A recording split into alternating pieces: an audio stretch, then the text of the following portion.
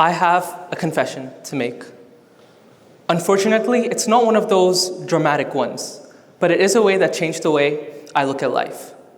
I used to think my voice didn't matter, not in the grand scheme of things at least. I used to think, what difference could a 17-year-old make in a world this vast and chaotic? So I figured my role was to keep my head down and follow the script, and wait till somebody, whoever that might be, starts chasing big ideas. That was until I found myself glancing at my life from 40,000 feet in the air. Picture this. You're on a flight to sunny Portugal with your friends. TVs are in sync and the vibe is unreal. You look out the window and the sun sets.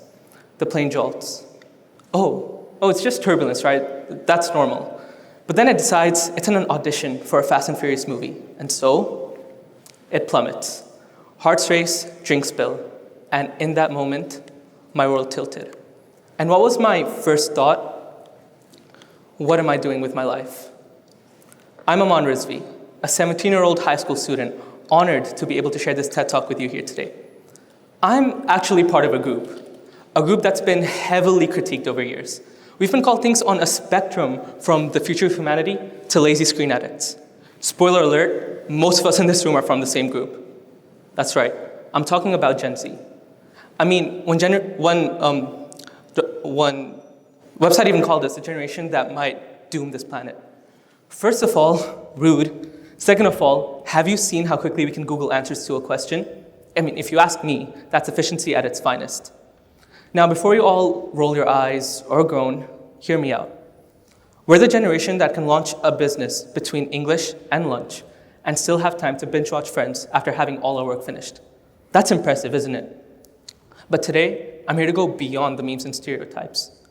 I'm here to talk about how we, as the youth, hold the power to shape the future, and how every single one of us, no matter our starting point, can leave a legacy.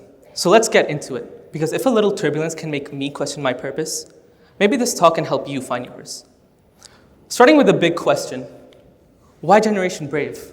Why do I believe today's youth have the power to shape the future? Well, it's quite simple. We've grown up in a world of chaos and learned to thrive in it. Think about it.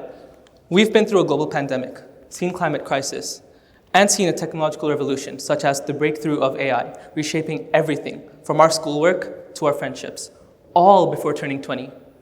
Yet here we are, not just surviving, but innovating.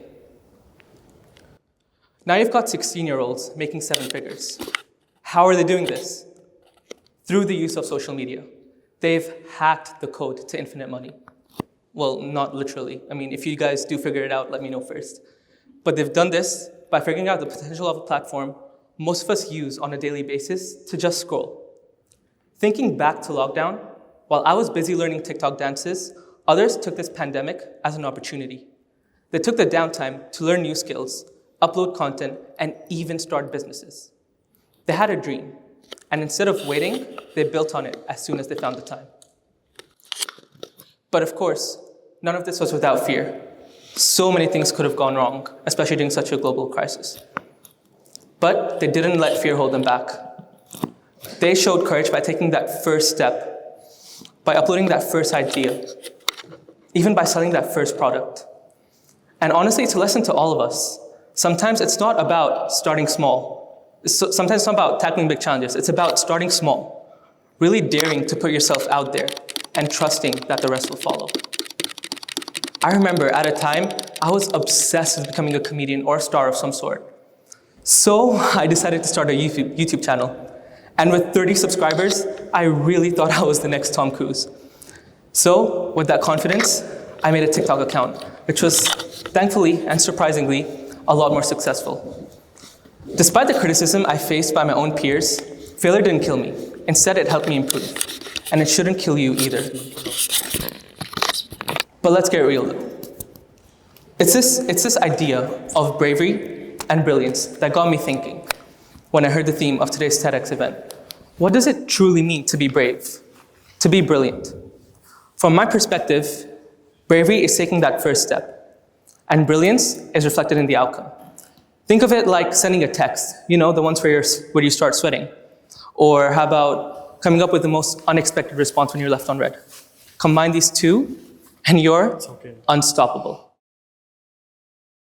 Speaking of which, does the name Greta Thunberg sound familiar to anyone here?